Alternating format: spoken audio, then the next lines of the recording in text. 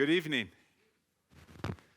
On behalf of the University of Denver and the Office of Entrepreneurship, welcome to our event tonight, Entrepreneurship and Innovation in Israel. Right on. Absolutely. My name is Joshua Ross. I have the privilege to be the Director of Entrepreneurship at the University of Denver, to spend time, interact, engage with all these students. These students that are innovators, creators, problem solvers, and entrepreneurs. It is a true privilege. So, at the university, one of our goals is to create an entrepreneurship community that is inclusive and accessible, not only to all of our students on campus, but into the local community and across the world. In doing this, we have studied several communities, both locally and globally, to figure out what works. Tonight, we are very, very fortunate to get to explore one of those communities that we've identified that has been incredibly successful. But most important, we are lucky to be joined by subject matter experts that are going to talk to us and walk us through why Israel is the #2 startup community in the world. So to get started tonight, I'd like to introduce Doug Sesserman, CEO, Americans for Ben-Gurion University. Please welcome Doug to the stage. Hey, thank you, Joshua. So I'm the speaker tonight that's not on the program, so the thing I can't do is talk for very long, or they'll never invite me back. But thank you, Joshua, for having me. As Joshua mentioned, I'm the CEO of an organization called Americans for Ben-Gurion University. And we do three things. We raise awareness for Ben-Gurion University of the Negev, which is, there are 8 universities in Israel. We're the youngest but fastest growing of the major research universities. And some people call us the Stanford of Israel, and I'll talk a little bit more about that. We have the founder of Israel, the first prime minister, David Ben-Gurion, as the namesake of our university. David Ben-Gurion, for those of you who aren't familiar with him, could also be considered the first entrepreneur in Israel. And he had many quotes. This is one of my favorite, that in Israel, in order to be a realist, you have to believe in miracles. And sometimes I think startup entrepreneurs feel this way as well. And he created one miracle literally after another, took the risk, for those of you who don't know, to start a country in a very hostile neighborhood, knowing that 5 surrounding countries would attack his. And eventually they won that war of independence and all the successive wars, and that's what it takes to survive in the Middle East. He also had a feeling and came into this understanding. I think there's an entrepreneurial message here too, which is startup entrepreneurs have an idea, a breakthrough vision, maybe a disruptive concept, but they also mature. The great founders who can become CEOs and last and scale their companies mature with their vision, and so did David Ben-Gurion. When he was about 60 years old, he realized that the future of the country would emerge from the Negev desert. And this is a map of Israel, a small map. By the way, Israel is a small country. Israel is less than 9,000 square miles. You can fit 12 Israels in the state of Colorado. Now, it's a very small place. But as you can see, in the brown, that is the Negev desert. And our campus, our university has 3 campuses. What's known as Beersheba, Sde-Boker, where Ben-Gurion is actually buried. It's a beautiful place, my favorite place to visit in all of Israel. And Eilat, which is the southern tip of the country, right at the Red Sea, you know, the sea that Moses parted when they left Egypt. That's Eilat. So our main campus is in Beersheba, Sde-Boker, and Eilat. If you fold a map of Israel in half, you'll find that Beersheba is at the center of the country geographically. But the Negev desert exists kind of in the periphery, psychological periphery. Many people who visit Israel often don't go south, and they actually don't know what they're missing. So what we're trying to do at the university, we have 20,000 students, is we function not just as an educational and research university, but we have a purpose as a catalyst for economic growth and innovation for the entire region. I know Or, who's one of your speakers later, is going to speak about that. He also had this saying that I think is really good in a university setting, which is that dreams are capable of transforming the natural order by the power of vision, science, and pioneering capacity. Really, isn't that what you do in a university? You educate the young, you try to inspire them to outthink their parents or grandparents, to bring new ideas into the world that will add value. And that, in essence, is what the Startup Nation is about. This is our campus in Beersheba, Israel. We call it sometimes the Startup Nation on steroids. It's an innovation ecosystem, a very unique place. It makes a tremendous visit. In fact, if you've traveled to Israel and you haven't seen this in action, you really haven't seen yet a glimpse into what will drive the future of the country. Our campus is in Orange. We have a big project called the North Campus, which is a doubling of the footprint.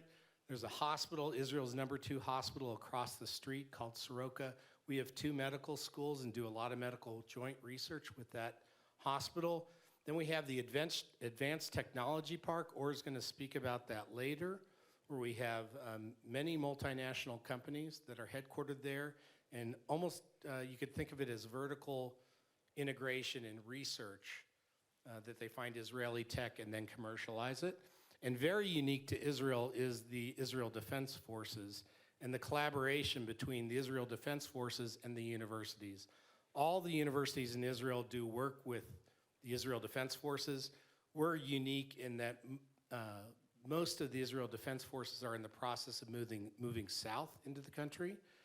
And because we are a university located in the southern part of Israel, there's a lot of collaboration, both in research as well as in education. So as an example, the United States Air Force Academy is south of here, right? In Colorado Springs. If you go to the United States Air Force Academy, you get your wings and your academic degree from the United States Air Force Academy.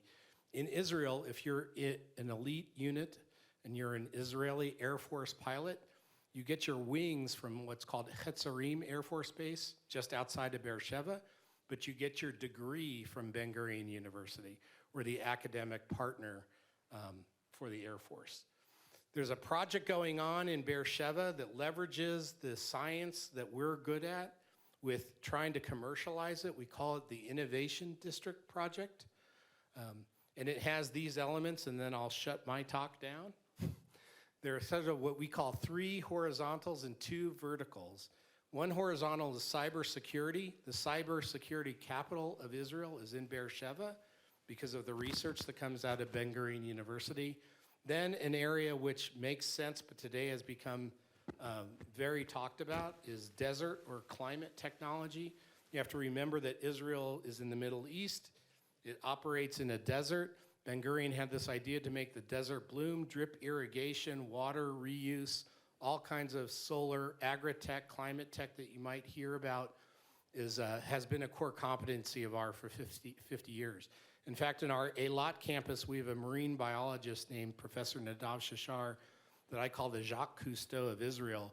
He's developed 3D printed coral reef that fish prefer as a marine habitat to regular reef. It's incredible technology that can change the world. And finally, digital health, which is where big data meets medical research. And to enable the commercialization, we have what we call these 2 horizontals, artificial intelligence and machine learning, and also robotics. We've very sleepily, if that's the right word, have become maybe the top robotics university in Israel. We have an initiative called Agricultural, Biological, and Cognitive Robots, and maybe Joshua can invite us for another talk on that. And this is our suite of entrepreneurship programs. Joshua has created a relationship with his colleague in Israel named Donna Gavish, and Or is going to speak later. You don't go to BGU and get a degree in entrepreneurship. I'm not sure what you do here at DU. But you get exposed to, or the DNA of being an entrepreneur gets infused in you. So Ben Gurion University was once again recognized by a group called PitchBook as one of the top 50 universities in the world for entrepreneurship. We're working on trying to teach some of these programs in English, not just in Hebrew, and bring them and make them available to the world. One program that I just highlight, because I don't know if Or's mentioning it, is Cactus Capital. We have a VC fund that invests in new companies that emerge in the university, but we also have a student-run VC fund that invests in both social entrepreneurship ideas as well as business ideas. There's a new company called SiteBit that I think was one of the initial companies out of Cactus Capital, and it's basically doing AI utilizes AI on beaches so that lifeguards can do their job better than they can without having AI. That's it for me. Thank you, Joshua, for having us.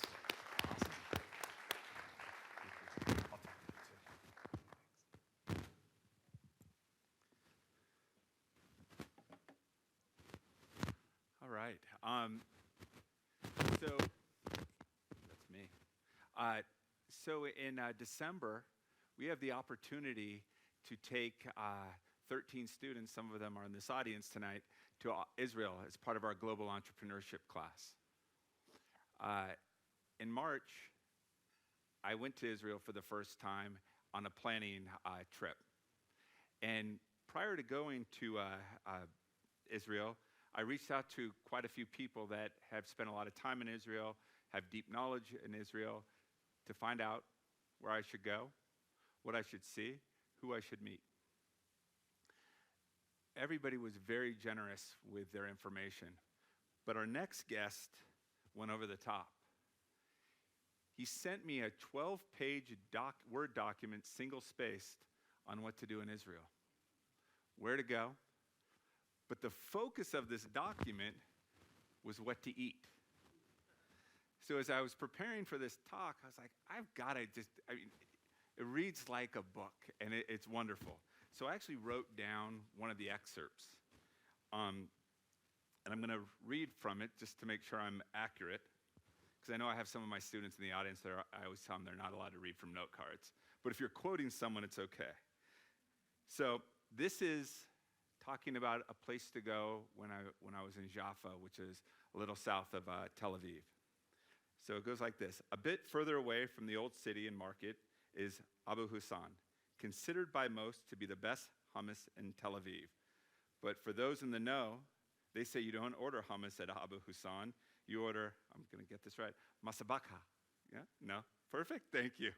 Which is sort of like hummus, but thick. So I took this gentleman up on his advice, and I went. I didn't know this place had been around for 50 years.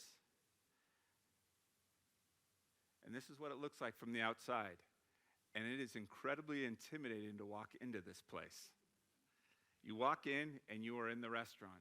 But the restaurant is quite small, jam-packed with 4 top tables. And I walk in, and everybody kind of looks at me and then goes back to doing what they were doing. And somebody comes up to ask me what I needed. And I said I was going to have lunch. So he points over to this table in the corner and walks away. But as he's walking away, I look at the table, and it has 3 people sitting at it. So I stand there looking confused, and he walks back over and says, "Can I help you?" I said, "Where should I sit?" And he points over there. So I took the cue, that's where I should probably sit. So I walk over, and I sit down, and I started talking to 4 gentlemen. This is a picture I pulled off the internet, but it was in that far right corner. And I was starting to think, what should I order? And I looked around, and the 3 gentlemen were eating the same thing, and everyone in the restaurant was eating the same thing. So I figured I better order that. And I did. It was a lovely lunch. I made new friends. I had an amazing lunch. But most important, it was typical of my experience in Israel. Wonderful people, great culture, great food, all done in tiny spaces. So I'd like to introduce our next guest. It's Adam Rovner. He's the director for Center for Judaic Studies at the University of Denver. Please welcome Adam. Oh, you need to, Adam.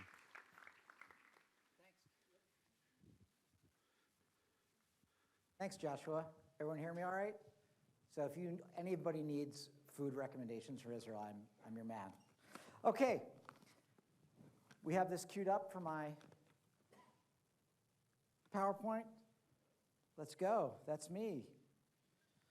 I want to talk about the phenomenal technological successes of Israel.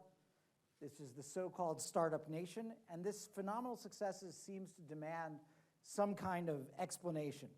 This was a title of a popular 2009 book, which I did not read. But because I have a PhD, I'm allowed to talk about books I haven't read.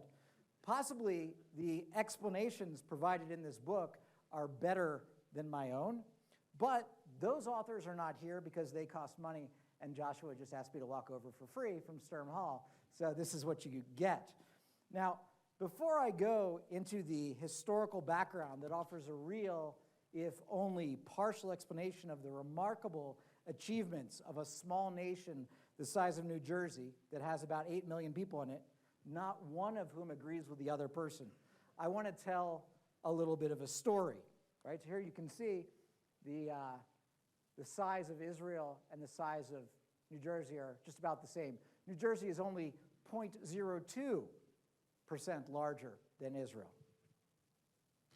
Back in Jersey Shores, 0.02% bigger than Israeli shore. That is an actual picture of people hanging out on the beach. So back in 1989, when I was 18, I spent a year in Israel on a gap year program. They were not called gap year programs back then. My parents called it the year that Adam didn't want to go to college. And part of the time, I lived on a kibbutz. A kibbutz is a socialist, collectivist, roughly egalitarian society of men and women, and they live together and hold property and assets in common. At the time I lived on this kibbutz, it was still a socialist kibbutz, okay? But like big hair and leg warmers, the socialism of the kibbutz has evaporated in the interceding 30-some years. There you see Jane Fonda. Come on, that's a good picture. Now, when I was 18, I definitely knew a lot more than I know now, and clearly my early genius was on display because I met these two guys on the kibbutz who ran the popcorn factory, the kibbutz popcorn factory. They produced and marketed Israel's most popular brand of popcorn at the time. And they put me in charge of filling grain silos with the kernels of popcorn. That's a grain silo, if you don't know what that is. Let me explain here that I grew up in a mostly suburban environment that did not include working in grain silos at all. I knew nothing about this. Even in the safety of the suburbs where I grew up, my parents were pretty protective. I didn't have a lot of freedom of movement, and I was kept mostly in the dark about the outside world. So basically, I was raised like a veal. So there I am on the kibbutz in January of 1989, and I'm tasked by two middle-aged men to use an immense contraption I did not know the name of to move popcorn from one silo to the other. I still don't know, whoop, how do I go backwards? I don't want you to get ahead of me. So I'm trying to move these kernels from one place to another. I have looked up what this contraption was called, but there's really no name for it because the guys who ran the popcorn factory built this contraption themselves. And that is part of the point that I'm going to explain to you. I had never operated a grain silo. I had never operated any machine other than the family car. The jobs I had in high school included things like cleaning an office building and working as a waiter. I was not prepared for farm labor at the time. Not only that, I was left alone at the silos for hours at the time by these two guys who ran the popcorn factory. Popcorn was big business in 1989. Let me repeat, I did not know what I was doing. The two guys showed me the controls, explained everything in Hebrew, and then they left. I could have dumped several cubic tons of popcorn all over the ground if something went wrong. So what were these guys thinking? I know what they weren't thinking. They were not thinking that this kid they left to run a grain silo had recently blown up their father's car. nor had they thought about the fact that I didn't really understand or speak Hebrew at the time. I spoke some broken Hebrew, kind of antiquated biblical Hebrew that I knew from Hebrew school, so I sounded kind of like some kind of idiotic biblical prophet when I walked around. But my two popcorn bosses, they insisted that on speaking Hebrew to me, even though one of these two guys was a native English speaker. I will also add that this kibbutz where I lived is in the Negev desert. It's still there, so we're very Negev-focused today. Despite the mechanics of running a grain silo operation, this contraption, despite the language barrier, nothing actually went haywire. I transformed the popcorn safely from A to B over the course of several days' work, and I congratulated myself as an 18-year-old with a job well done. Went home, had a beer as a working man. You might say that my kibbutz overseers were completely irresponsible for putting me in charge of this. Or you might say, wait a minute, the guy couldn't have been as much of an idiot as he's making himself out to be. After all, he's a professor. Trust me, I was. Today, when I reflect back on this anecdote, I see a few elements that I can tease out to explain Israel's entrepreneurial spirit. And I've identified 3 points, okay, from this little popcorn anecdote. These are my 3 key points vaguely related to popcorn in the 1980s. You should write these down. Number 1 is the youth and revolutionary spirit of Zionism. We'll talk about that in a minute. Number 2 is Hebrew and its role in reviving a national identity. And number 3 is innovation and improvisation. So first, Israel's a nation that was pioneered and founded in the late 19th century and early 20th century by young people. These were teenagers for the most part. Here you see some of these teenagers. They're picking, I don't know what they're picking, something off a tree. These were young Jews. They were mostly from areas that today are Poland and Russia and the Ukraine, but also elsewhere in Europe. And these youth were simply sick and tired of being persecuted by their governments and abused by their neighbors because they were Jewish. Anti-Semitism, which is called the hatred of Jews, was a commonplace in that era. It was freely expressed socially, and discrimination against Jews was even enshrined in the laws. The idea of Zionism, which we can define as the modern political movement to create a Jewish national home, found a receptive audience among these restless teenagers and young adults who refused to accept the status quo. They refused to accept a limited horizon to their lives. The revolutionary, I don't know where the rest of it is, the revolutionary idea of Zionism and the underpinning of it was the realization that no matter what reforms Jews undertook to make themselves more palatable, more acceptable to their non-Jewish host societies, they would never be accepted. They could alter or jettison their Jewish religious practices. They could wear the same clothes as their neighbors. They could speak the same language as their neighbors. They could eat the same foods as their neighbors. They could serve in the same army as their neighbors, and none of it, the Zionists said, would ultimately matter. The Jews would still be marked as other with a capital O and still be discriminated against. In fact, the founders of Zionism recognized that the more the Jews in Europe and Russia assimilated, the more they were identified as racially other. Let me say clearly that the Jews are not a race, nor are Jews an ethnicity. Judaism is a religion, and one can identify as Jewish without being religious. But the more Jews looked and acted like everyone else in those countries that emancipated them, and emancipated here means they gave the Jews civil rights, the more the Jews were imagined and treated as essentially different, as racially somehow other. And this is where the revolutionary idea of Zionism comes in. The revolution of Zionism was to imagine Jews as a nation despite their diaspora. Diaspora meaning dispersion. Zionism conceived of Jews as a nation connected by a religious affiliation, connected by a history, but separated by borders and a language. They were separated by borders and a language due to the vagaries of a sorrowful history of expulsion and dispossession. Now, it was the Jewish young people, most of whom came from religiously observant backgrounds, who rebelled against this tradition. They conceived themselves as a nation, as a people dispersed among other nations. And so to solve the problem of this dispersion, the Zionists resolved that they were going to gather together in one place. So now back to my kibbutz for a moment. The two men who headed up the popcorn factory were descendants of this revolutionary Zionist spirit. They were descendants of this ideology and its youthful outlook. Giving responsibilities to a suburban 18-year-old like me was something that they thought was normal. They themselves had had similar responsibilities, maybe even greater responsibilities when they were teenagers. One of these men had been born in Israel during the Second World War to parents who had managed to escape Europe before the Nazis tightened their stranglehold on Europe. The other had been born in the UK, also in the 1940s, and in the 1960s he abandoned a very promising legal career to become an agriculturist on the edge of the desert because he too felt connected to this Jewish national project of revival. These two men were just a couple examples among tens of thousands of young men and women who resolved to put an end to their dispersion, to put an end to this diaspora, as we call it, by gathering in one place, which was the biblical land of Israel, to renew themselves and to give shape to their sense of a collective identity. They hoped to build a society and to be, I keep pressing the button, be built by it.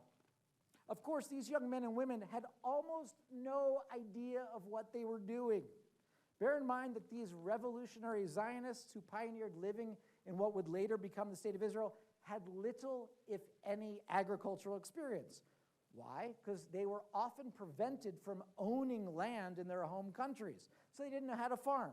They were often kept out of labor unions, so they didn't actually know how to build stuff, and they were often restricted from entering guilds of craftspeople, so they didn't know how to make anything. Also, and I want to stress this, they were teenagers and 20-somethings. Imagine you all decided that you were going to go move to the desert and start a country and speak in a different language without knowing what you were doing. Half of you don't even probably do your own wash. These people started a country. But through trial and error, and a lot of it was error, they learned how to farm, they learned how to construct, and they learned how to produce. For example, they farmed and perfected Jaffa oranges, you've probably seen. They did drip irrigation in the process, and they even managed to build a not very good car that I definitely would have blown up. That is actually the Israeli car. You like that, right? The second point I want to make is about Hebrew and how this language helped revive a sense of national identity. A nation. To imagine yourself as a nation, you need about three things. You need a common history, you need a common territory, and you need a common language. Jews in the diaspora, they had a common history, and in settling in what became Israel, they had a common territory. What they didn't have was a common language. Hebrew became their common language. Now let me explain to you why this was absolutely an insane undertaking. It was an insane undertaking because Hebrew was an ancient language. It is the language of what Christians call the Old Testament and what Jews call the Hebrew Bible. This is important to emphasize. I want you all to know that the Hebrew Bible, written, as the name suggests, in Hebrew. I have had very, very nice, lovely Christian friends ask me to translate something from the Old Testament into Hebrew for them. Fortunately, it's very easy to do because I just photocopy the original and then hand it to them for a fee because I'm not that much of a socialist. Hebrew was an ancient language that was preserved in prayers and study. People could read it, they could write it, and they could understand it, but they did not speak it. They could speak it, but they didn't speak it. It's sort of like Latin today. Two people who know Latin can go out on a date, they can go and have ice cream or whatever, have a drink, they can, but they're probably not going to do it in Latin. They're probably not going to fall in love in Latin. That was roughly the situation of Hebrew back in the late 19th, early 20th century. Hebrew didn't have a contemporary idiom. There were no words for modern phenomena. There was no word for automobile. There was no word for telephone or even for ice cream. So the Hebrew word for ice cream is glida. This is an invented word. There is no ice cream in the Bible. You can check. The man responsible for creating this word, glida, was a guy by the name of Eliezer ben Yehuda. He was in large part responsible for reviving Hebrew as a spoken language. He drew on a biblical root word to create a modern word. For example, in this, glida comes from a biblical term that indicates frost. Now today, people in Israel can go out on a date and have ice cream and maybe even fall in love, and they can do it in Hebrew. So the Hebrew language as a spoken language, as a secular language, was constructed, was built, and it is invented, or better yet, it's reinvented every day of every week of every year. Those Zionist pioneers, there we have our friend Eliezer Ben Yehuda, the man who did it. Somehow my text isn't showing up, but as you can see, it's no big deal. I'm going to keep talking.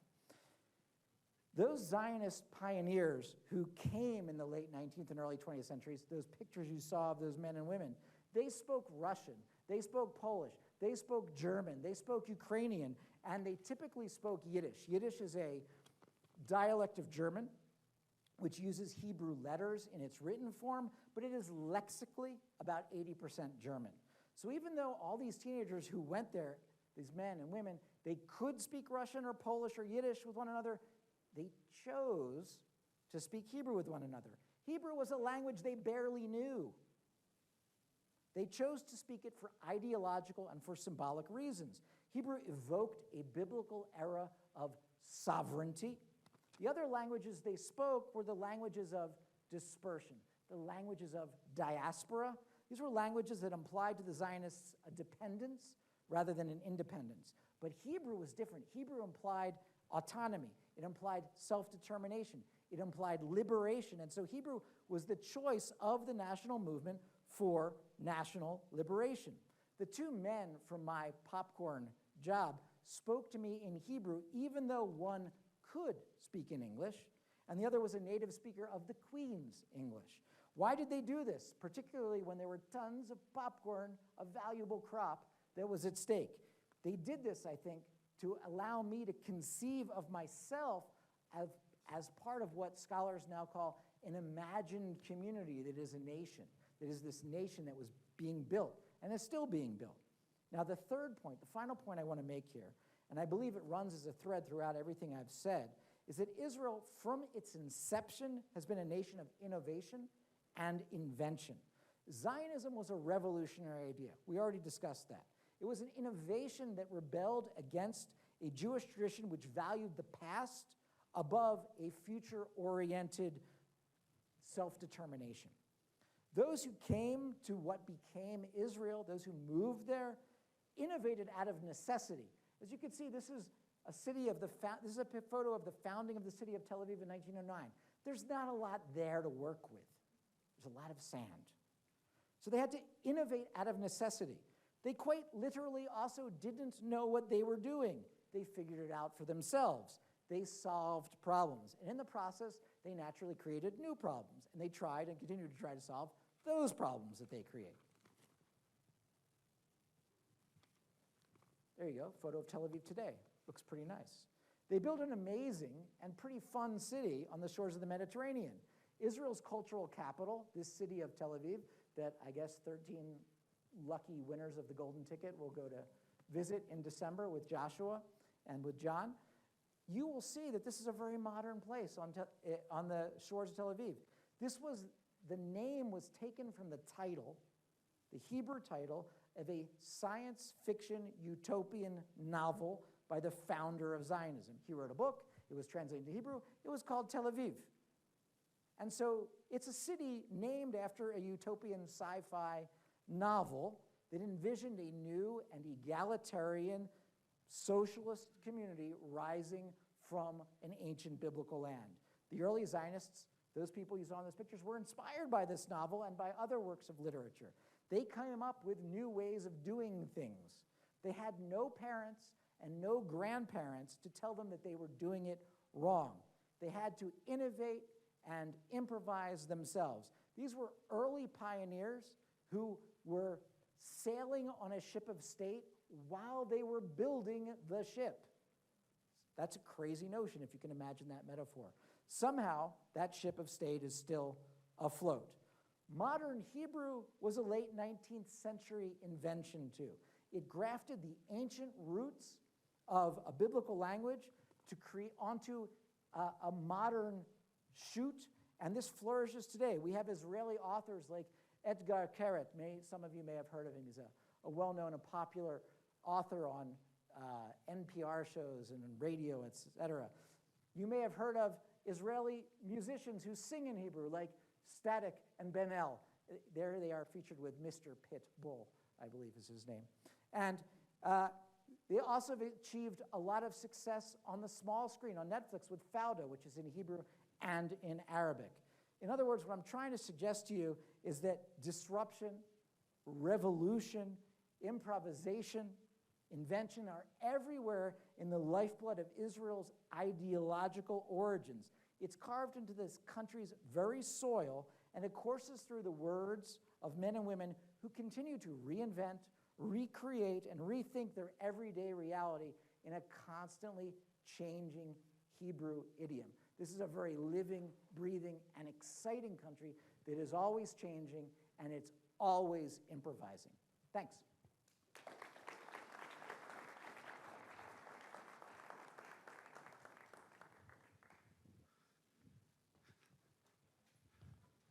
That was awesome.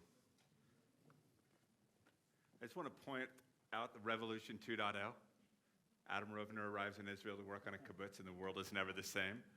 I think we all need to let that sink in for a second. Yes, that's right. Our next guest, so let me back up. All these speakers, I had requested them to send me their slides so I could integrate all the slides together. And when I got these slides, I had to walk through them, just make sure they were appropriate. And as you saw, I saw Jane Fonda and the Jersey Shores in one, so I was like, what could be the context for that? Our next guest has one video in that I have no idea what the context is, and I'm very curious to find out. He's become a very good friend of the Entrepreneurship program, and he's someone with deep expertise in Israel. He's been investing internationally for a couple decades, most notably in India and Israel. So I'd like to welcome Brian Abrams, the former president of IBEX Investors. Please give him a hand.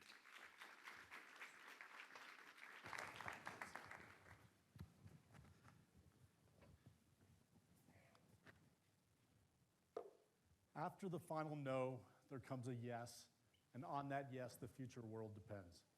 After the final no, there comes a yes, and on that yes, the future world depends. That's a line from Wallace Stevens about 100 years ago that, for me, has embodied my career. I think it has embodied Israel's history and certainly the ecosystem. It's a line that's so powerful, he actually got it tattooed on his arm. This is my friend Adam Rovner, who used to be the director of the MCA Denver, the Museum of Contemporary Art. I'm not cool enough to have that tat, but I figured I could put a picture of his arm in there and his super cute dog, Christofferson, because who doesn't love a dachshund? But this has been, for me, I appreciated Joshua, the background, but for me, the first 10 years of my career in India were a series of no's. I started a company in India, it failed. Undaunted, I started another company in India. It also failed. And then in 2009, Christmas, I had $37 in my bank account. And that was it. I don't know if the fact that I'm Jewish makes it more or less depressing that it was Christmas. I had $37 left, but that's where it was. So no was my career after college.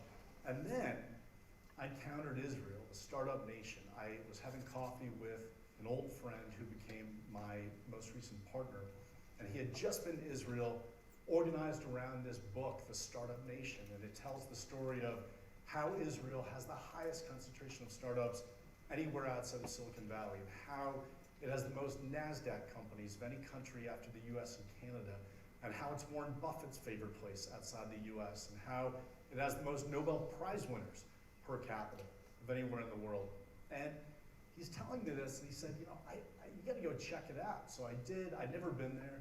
I went, I looked at it, the experience some of you will have in December. It's amazing. It opens your eyes. And I came back, and he said, we gotta start a fund. And I said, great, but I don't know anything about Israel.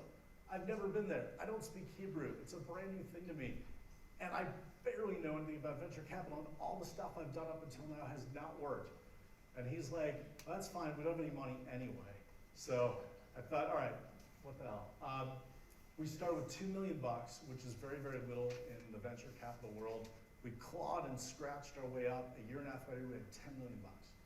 And then a year and a half later, we had $20 million. And And then we got to 30 and 40, and little by little, like a train, like a freight train, just chug, chug. We got bigger and bigger, and really thanks to Israel and the amazing founders we were able to work with, we crossed over $1 billion last year. So all of that is really due to the Startup Nation. I'm going to talk a little bit about it, and I'll share some secrets of the Startup Nation. Israel has earned its nickname as the Startup Nation. With around 6,500 active startups, Israel has the most startups per capita in the entire world. What's even more impressive is that per capita, it outranks every other country in the number of unicorns, or companies worth more than $1 billion. Today, Israel's tech industry makes up 9% of the workforce, and it shows no signs of slowing down. So how did this happen? It's the old saying, necessity is the mother of invention, as the last couple speakers mentioned. When Israel was founded, they lived in a desert, surrounded by enemies, or at least who were then enemies, so no one would sell them fruits and vegetables. So you're in a desert, nobody will sell you, you can't import fruits and vegetables, you have very, very limited fresh water, and you have to grow food or you're going to die. You have to figure it out. So what did? They invented drip irrigation. They became the world's experts in desalination. They became the world's experts in water recycling. They figured it out. Necessity is the mother of invention. Today, the version of that is cybersecurity. Cybersecurity is not a nice to have in Israel. They have to do it, or the whole country could disappear. And they've done it. This is a country with 0.1% of the world's population that accounted for 20% of all cyber deals last year. So 0.1% accounting for 20% of all cyber deals. They're able to do these kind of amazing things, and it creates what I'm calling cyber superheroes. And these are not just people who can hack your phone right now. If they're in the room right now, they can know everything that's on your phone in 30 seconds. But it creates incredible capabilities and characteristics. And I'll give you one quick story. We had a cybersecurity company we invested in about 10 years ago. And very early, it's basically 3 guys in the department in Tel Aviv. And they came to kind of a financial hiccup where they're out of money. The founder called me and he was like, Brian, we need $50,000. We need it by Monday, or we're gonna miss payroll, and we won't be able to pay our Social Security, and we might get arrested, and can you please wire us 50 grand? I was like, yes, but also, dude, you gotta relax, man. This is pretty stressful. And he's like, oh, I'm not stressed. This isn't stressful. Let me tell you about stress. He started telling me about a story when he was in the Israeli army. Everybody in Israel goes into the army. Any age, any capability, everybody goes in and serves. But if you can code, you go to these elite units. And they're the elite units, and then the elite units that are within the elite units, and then the ones that like don't have a name, don't exist, never existed, super secret. So he's in one of those. I don't know which one, he can't tell me. But he's telling me the story about how he's writing code for commandos in the field. Now this is kind of my imagination because he can't really tell me this, but you know, I'm gonna embellish a little bit. And so he's writing code. He's basically, all he's doing is coding, sleeping, eating, coding, sleeping, eating. So he's finished this project and he pushes the code out to the commandos in the field, goes to sleep on the floor of the server room, passes out, wakes up an hour later in a cold sweat, sweating, nauseous. He's in a total state of panic. What did he do? He forgot a semicolon on one line of code. And he knew then the code was not going to compile, the technology would fail, and the commandos in the field might literally have their lives in jeopardy. So he wakes up, scrambles, fixes it, puts the semicolon, sends it out, everybody ends up fine. But he said, Brian, that's stress. Stress isn't not making payroll. Stress is missing the semicolon that could literally leave a team of commandos in harm's way. But it's also, the cyber prowess is also a cause for peace. And a quick story there, we like to say in Israel, if you can code, you're hired. It doesn't matter if you're Jewish, Arab, Christian, Muslim, Bedouin, Druze. Tech and code is the great equalizer. It's the great universal language. We had a company that was doing cloud data encryption. And a few years in, they're cranking away in this guy's basement. They get the email that every founder waits their whole lives for, which is what? What's the email that everybody waits for their entire lives if you're an entrepreneur? We'd like to acquire you. Big US tech giant, hey, we love what you're doing, we'd like to buy you. Hooray, that's amazing, our lives are gonna change. They're going through, they agree on price, everything's set, and then they said, oh, actually, there's one more thing. We have a team in Ramallah of quality assurance developers who are Palestinian, and it's really important to us that you promise, not just promise, commit to keeping them in your company. And they said, well, I don't know. We were going to just set up an R&D center in Tel Aviv, and these guys said, if you don't do it, the deal's off. And of course, they ended up keeping them, and it ended up being a big part of what this international company did. So again, I'm not saying world peace, I'm not saying even peace in the Middle East, but it is a cause for hope because of this tech as a way to transcend religion and politics. All right, so that's stuff specific to Israel that's pretty hard to replicate anywhere else, but let me tell you 3 secrets of the startup nation that any of us can do. If you guys are founders, potential future investors, or otherwise, this is stuff anybody can do. And I'm gonna tell it all with one last story. The story I want to tell is the story of Waze. Is there anyone here who's not heard of Waze? Okay. Most of you probably used it in the last month, if not the last week, right? It's ubiquitous. I was just in Kuala Lumpur, and they're using Waze. But when it started, it was very, very new, and it was special just to Israel. I was in Israel in 2011, and when I first heard about it, I was asking directions from Tel Aviv to another suburb nearby, and the guy started to say, oh, you take this and that. He's like, wait, just put the address into Waze. You have Waze, right? And I was like, no, I don't have Waze. And he looked at me like I had 3 heads. He's like, what do you mean you don't have Waze? What, do I need to also explain to you what a smartphone is? Do you not have an iPhone? How do you not have Waze? Everybody uses Waze. So I downloaded Waze, ended up meeting the founder a little while after that. And I said, well, tell me what you're doing. And he said, well, we're going to change mapping and driving all over the world. We're going to totally change it, and it's going to make everything different. And I said, okay, well, how many cities are you in at this point? Because you're going up against like Google and Apple, like these are big, big companies, and you're this little Israeli startup. Are you in 20 cities? Are you in 50 cities? Are you in 100 cities? And he said, well, actually, no, we're just in Tel Aviv. And I said, okay. Well, you probably have all of Tel Aviv mapped, right? And he said, well, most of it. I said, okay, so what parts do you not have? He said, no, it's okay, because what happens is if you get to a street that isn't on our map yet, you get to be the road roller. You get to map that street. Wouldn't that be exciting? And I was like, no. It sounds terrible. If I'm using your app, I just want it to work. I don't want to be your road roller. And he's like, it's going to work. Trust me, I didn't. I missed it. It ended up getting acquired by Google for $1 billion.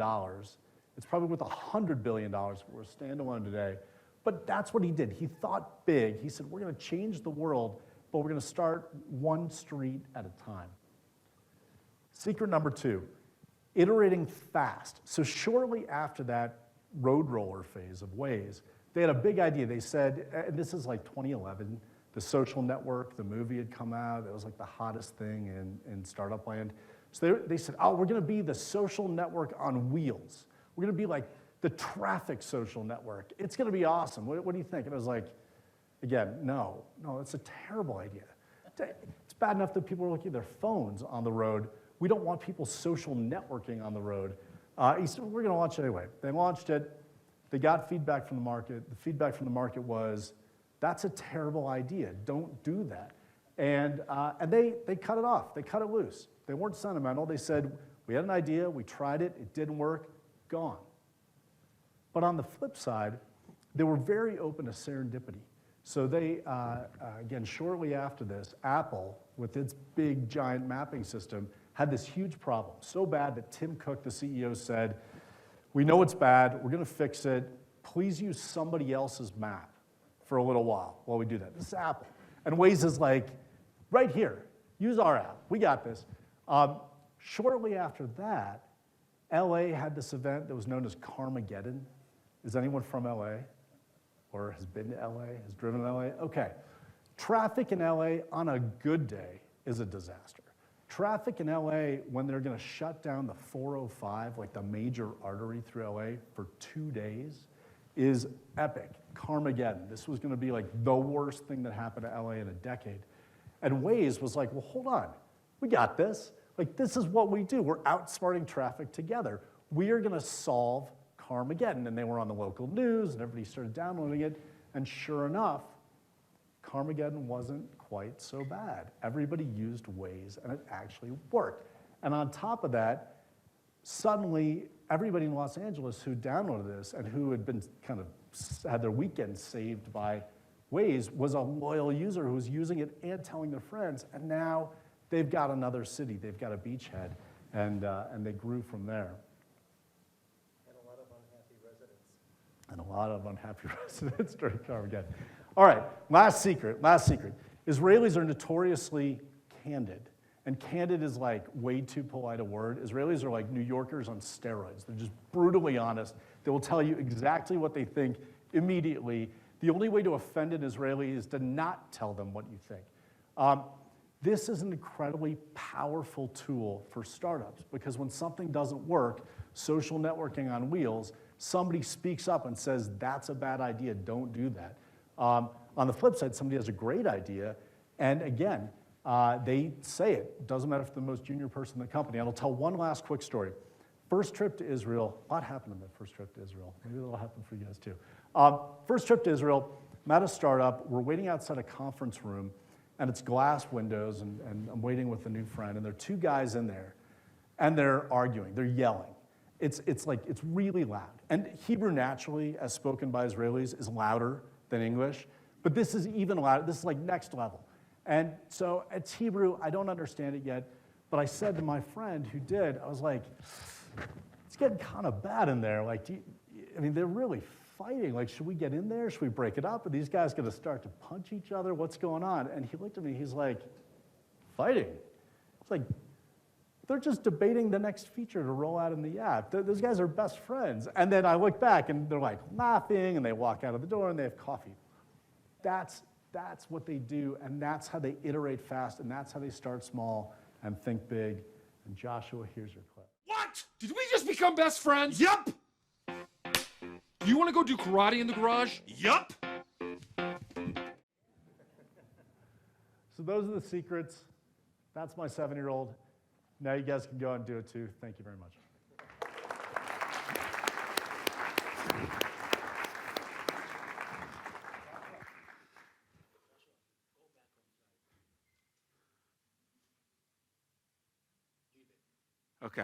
Okay. Wait, I got to introduce you first. You got to click twice back. Oh, okay. Okay, there we go. Okay, our final guest for tonight flew in from Beersheba, Israel, earlier this week. I got the opportunity to hang out with him all week, and he spent time in several of our entrepreneurship classes and also in our cryptocurrency and blockchain class. He was very, very generous with his time, giving his experiences and his expertise with our students. And we had a wonderful time. I met this person earlier on my trip to Beersheba in March and got to know him a lot better this week. And I think it was a wonderful week, and just very much appreciate that he came all the way out to Denver, Colorado to join us tonight. So I would put up his face, but he wants to have this video. So please welcome Or Santo, CEO for Gavi Yam. Gavi Yam. Yeah. Is that up enough? Can you hear me? All right. I'm going to be extremely honest, direct, and open. I had so much fun with Joshua this week that I never prepared to my talk. So I'm going to do a very Israeli thing, secret number 4. I'm going to improvise. I just have this picture that I gave Joshua in the presentation. And I'm going to talk about myself, I guess. Tell my story, which kind of correlates with Israel's story, sort of behind the scene of what Doug and maybe Brian talked about. So the map of Israel again. What most people don't realize is we're the startup nation, right? But 90% of the startups in Israel, as well as the R&D centers and all the tech activity, is actually happening in Tel Aviv, which is a wonderful, amazing city. I guess one of the best cities in the whole globe. Very fun. It has the beach, it has the nightlife, it has the tech, the companies. It has everything. But I wasn't born in Tel Aviv. Actually, I was born in the South District that Doug talked about, which is a desert. When thinking about one of my first memories from life, it's not from Israel, actually. It's from the States. My dad took a sabbatical from his job, of all places in the world, in Boulder, Colorado, for 2 years. I was very young. I was 3 years old. And one of my first, of course, I had fun in Boulder. One of my first memories is my dad gathering the family in the living room in Boulder, saying it's time to go back to Israel. And I was quite afraid from the thought of changing my location. Back then, Boulder, I think still, was one of the funnest, best places in the whole world. And I was terrified from the thought that I had to change my location to a different state. And my mom saw that I was quite afraid. And she started telling me about Israel, describing it as so much fun. I was sure I was going to Disneyland at that point, when we came back to Israel. And then we arrived to Beersheba. This is a photo of what was going on back then in the 90s in Beersheba. And of course, I was pissed off, and I thought, I must grow up fast so I can flee the country and go back to the States. But then I met some friends in Israel, and I had fun during high school and so on. And also there was one specific place in the city that felt like it's different than the other parts of the city, and it was the university. It was Ben-Gurion University. And like Doug said, the first prime minister of Israel, Ben-Gurion, he only formed this university in the Negev. There wasn't a true need of another university in Israel. He only built it so the region can somehow develop through the academy. And this has remained the mission of the university till this day. You don't know that, but campuses of universities in Israel, because of security reasons, are with a fence. There's a fence around the campus in Beersheba, in my city. And so the local community at first didn't really feel like they connect with the university. And they didn't really feel like they belong to the university. Actually, 95% of the students in the university came from different parts of Israel because it was a really fun university. And of course, high-level training. And then they came, studied in university, felt like college, right? Far away from home, because most Israelis go to study near home. And then they finished and go back. But I was among the 5% that actually went to the university from my city. And I was very proud of that. Back then, we had 4 or 5 pubs in the whole town, right? It was 100,000 and something people, 5 pubs, all of them around the university. The local community only had some nightclubs. And I really wanted to hang out at those pubs, so I went to those pubs with some of my local friends. And they would let me in because I had my student card, but they wouldn't let them in. For some reason, the business owners thought that the local community and the students in the city shouldn't mingle. And I saw this as an opportunity, of course I was pissed off, for some entrepreneurship. And this was my first business/social venture. It was a pub. I spent most of my 20s drinking and serving all sorts of beers in Beersheba. It started small, by the way. It was the first pub that was open to both communities, obviously. Everyone can get in. And it started with 50 people coming in on average, finished with 500 people, was part of a movement that actually changed the city, because today, almost 50% of the students in Ben-Gurion are from the Negev, and specifically from Beersheba. All sorts of people had all sorts of ventures to help both communities mingle. And so this was my first business. I had a lot of fun.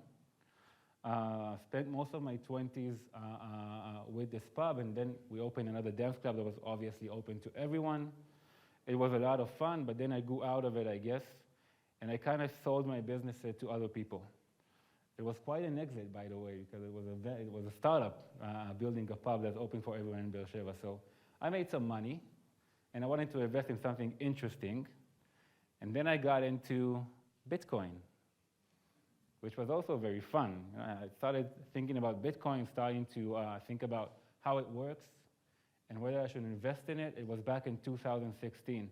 Not many people knew about Bitcoin, cryptocurrencies, and so on, and I really wanted to have high-quality information about Bitcoin. It was hard to get on the internet. So this was my second venture. I wrote a post, back then it was Facebook. I wrote a post on a Facebook group of people from the city, and I said, if someone wants to talk about Bitcoin or cryptocurrencies, meet me at a pub. And then like 10 or 15 people came. And then the next gathering had more people and more people. And then we started a convention, and sponsors came in and wanted to give us money. And I figured we should start to organize ourselves somehow. So this was my second nonprofit. It's called Blockchain B7.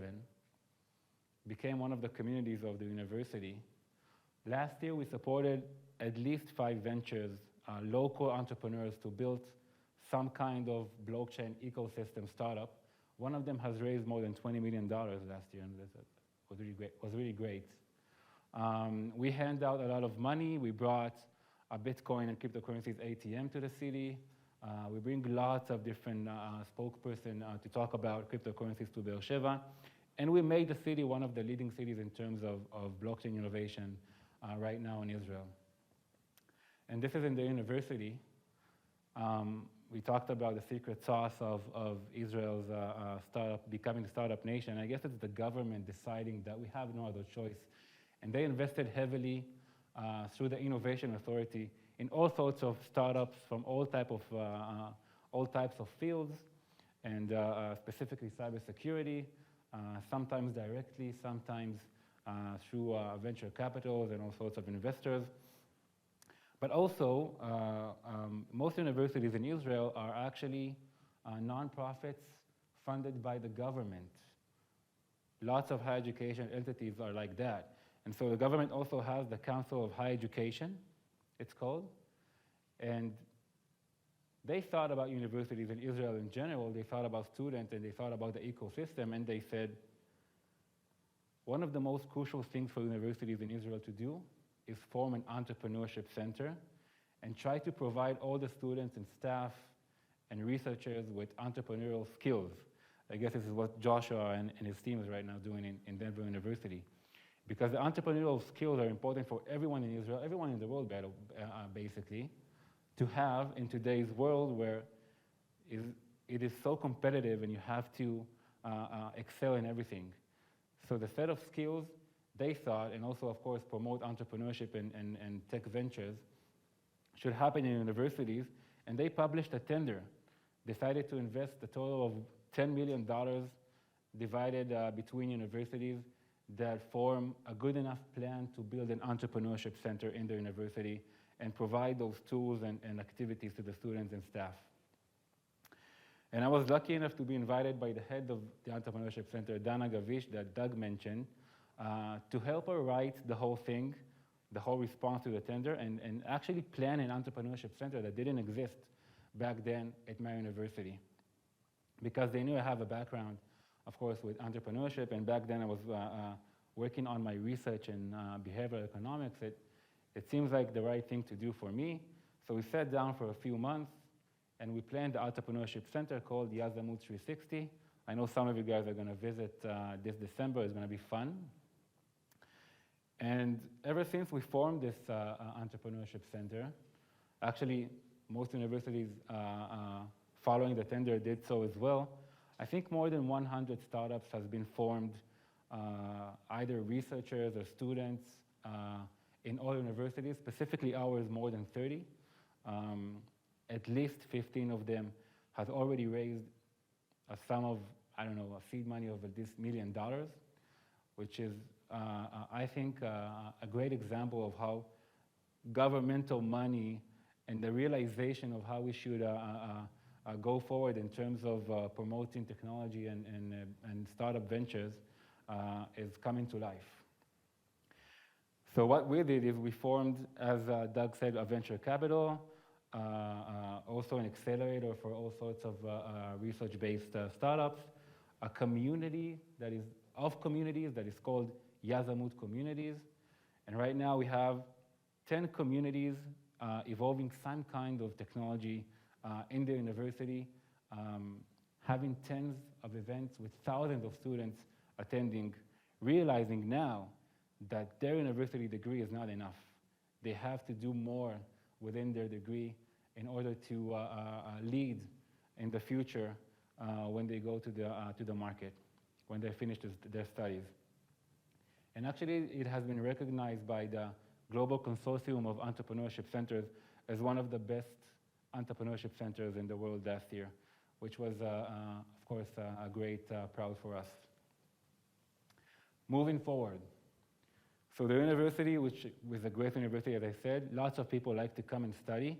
20,000 students, 5 faculties, specifically a big faculty for engineering, 10,000 students in the STEM field, basically doing its mission and helping the Negev region develop.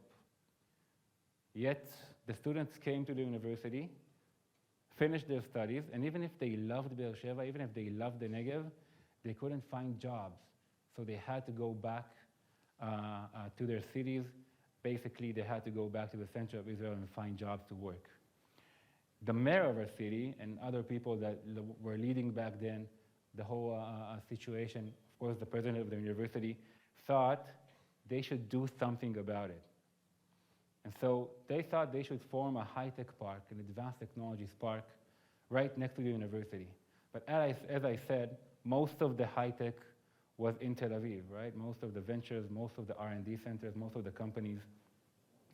And so we had to find something to do in order to attract companies to come to Beersheba. And we thought about cybersecurity. We thought cybersecurity is an emerging field. And whatever Israel is doing, which is a lot, right, leading the whole field, it's probably not enough in today's world. I just read that the assessment is that next year, the damage caused by cyber attacks is going to be assessed by $5.5 trillion in the whole world. That's a lot. And so it's not enough just to take the knowledge, the spillover from the military, and count on some people forming startups, right? You have to create a whole ecosystem. You have to have all the parts working cyber work together in the same place. And we thought that we have all this land as opposed to Tel Aviv that is becoming one of the crowded, most expensive, I think the most expensive place in the world. We have all this land, we can make it happen. We have the university doing some fine research in terms of cybersecurity, spin over some startups from the university. The mayor with the president and everybody else has convinced the government to move those units you talked about to Beersheba, to the city. So the units are going to be active next to the university. And what's left, we have the army, we have the academy, is the industry. And so we allocated some land to do a high-tech park. And this is 2014, I think. You see the sand, you see the desert. We have nothing. But they built this building, and I just, of course, with my activity during forming the Entrepreneurship Center, I thought about the industry all the time. So I saw what's happening next to the university. And I wanted to be part of it. I became sort of an ambassador of what's happening. I volunteered to host all sorts of organizations to come to Beersheba, tell them what we're doing. I think I hosted hundreds of delegations between 2017, 2019. And eventually they came. And right now we have a high-tech park that is emerging. We have almost 70,000 square meters of industry, 70 companies. You might know some of them, IBM and T-Mobile even, Wix.com. I'm not supposed to say it, but we're going to sign up with Microsoft and Intel soon. So lots of companies are coming because they realize that working alongside academy, and of course those army units that are going to come here soon, it's a big deal. And so this is what's happening in terms of the ecosystem we're trying to build right now in Be'er Sheva. And I'm very proud, since we've met in Israel, when I was working for the Entrepreneurship Center, and now I'm the CEO of Gavi Am Negev, which is this high-tech park, working every day and every night on bringing new companies and starting and trying to accelerate the formation of new companies in Be'er Sheva and in the Negev region. And so moving forward, so we have this cybersecurity ecosystem. I guess it's by inertia is kind of being built right now.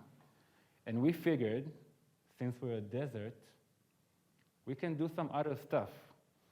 And we know the whole idea of desert technology, the shortage of food, and the challenges we have in terms of climate and water. It's a whole big thing right now.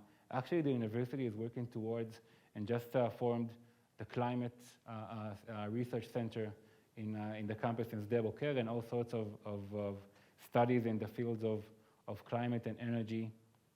And we think that we can build the same ecosystem around desert, we call it desert technology, and we can become actually the beta site of the world in terms of how to live in the desert. Because right now, almost 50% of the world is becoming a desert. That's high. Am I good?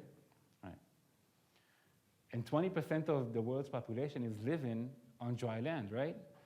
And so we can leverage what we have done for cybersecurity, this whole ecosystem with all its parts, in order to do so also for climate. And this is actually my personal passion right now, trying to build it within what we call the innovation district, alongside the cybersecurity ecosystem we have. So we already have some companies working around, you know, Netafim, and some of you are going to visit Netafim when you're going to come to Israel. We're trying to form some new companies. We're trying to bring some new companies to the park in order to become a global center for the whole field.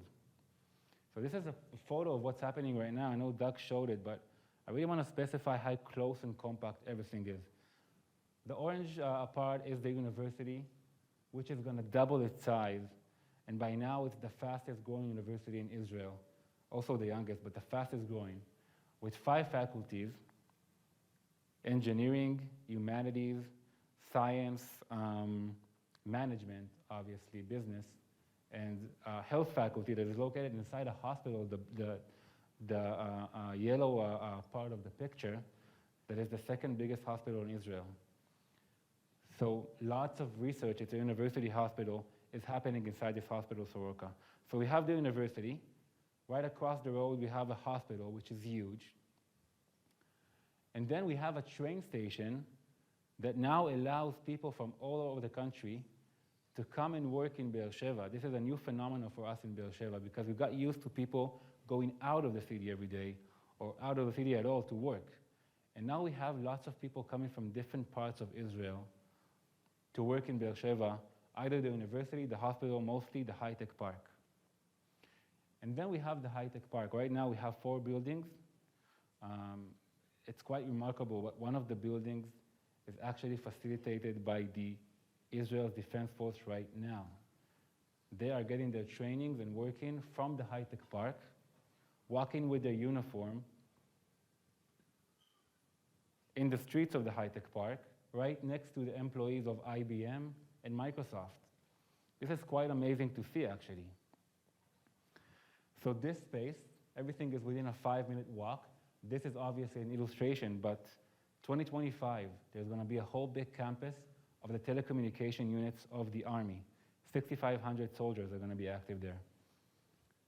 5 minutes away from there, there's going to be the intelligence units with almost 12,000 soldiers working every day on intelligence. And already we are working, me personally and everybody else, on all sorts of unique cooperations between the Army, the industry, and the academy. They're going to work together every day, researchers, students, bachelor's, advanced degrees, people from the industry, juniors, seniors, startup founders, multinational company leaders, soldiers and officers are going to be working together every day to tackle all sorts of challenges in the field of cybersecurity, and I guess soon also digital health and climate and desert technology. And everything is within a 5-minute walk. And I think it's very special in a world that after the pandemic, people think that we can easily shift to work from remote, right? Work from afar. And we don't have to actually be physically present in order to do all sorts of, promote all sorts of innovation and new ventures. But I think that it's the physical encounter between those kind of people and those kind of organization entities that will actually help all this new innovation come and bloom. So this is the idea. And actually, we talked about it in class, but we're working on making the high-tech park and this whole area, which is the innovation district, the most fun place to be at. Because nowadays, companies, they cannot force employees, at least in Israel, they cannot force employees to come to the office because there's a shortage of employees, and if the company is going to force an employee to come to the office, he's going to simply move to another company that doesn't. So we're trying to make this whole place the most fun place to be at because we want people to actually come and interact with each other in this nice space and promote innovation, think about new ventures, think about new ideas, and so on. So this is basically what we're doing. We're in the process of it. We only just begun, actually. And I guess that in the next 5 years, we're going to see the university doubling its size. We're going to see the high-tech park doubling its size. We're going to see a new military campus, which is, it's amazing to everyone to think about how close it is to the industry. And of course, we're going to see a lot of renewing of this whole area, which when I grew up in the neighborhood behind the yellow area. When I had to walk to school, I was trying to avoid all sorts of needles that were left from the last night by junkies. And right now, it's the best neighborhood in the whole city, which is great. And so this is the whole plan of what I'm working on together with lots of people, and I'm very proud to be part of it right now. And I hope that you all guys, I know only 12 are coming, but at some point can come and see what's happening in Beersheba. And I'm not trying to flee the city anymore. This is how I end it.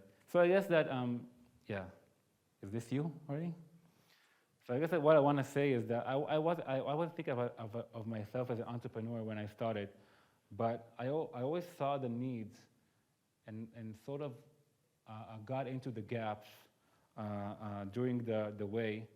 And so I really want to encourage you guys to do so as well. And also, I guess not all of you guys are from Denver, and if you're not satisfied with the place you're coming from, you can change your location, but also you can change your location, which was happening for me. I live in 2 different cities, Beersheba of 20 years ago and Beersheba that it is right now, and I'm very proud of that. Thank you.